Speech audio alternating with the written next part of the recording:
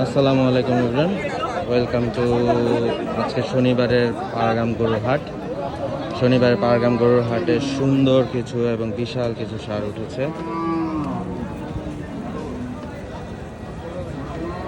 মাশাআল্লাহ, খুবই সুন্দর এবং বিশাল কিছু ষাঁড়।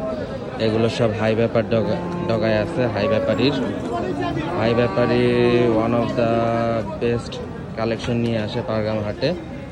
খুবই সুন্দর সুন্দর কালেকশনগুলো নিয়ে আসে হাটের। মাশাআল্লাহ, খুব সুন্দর।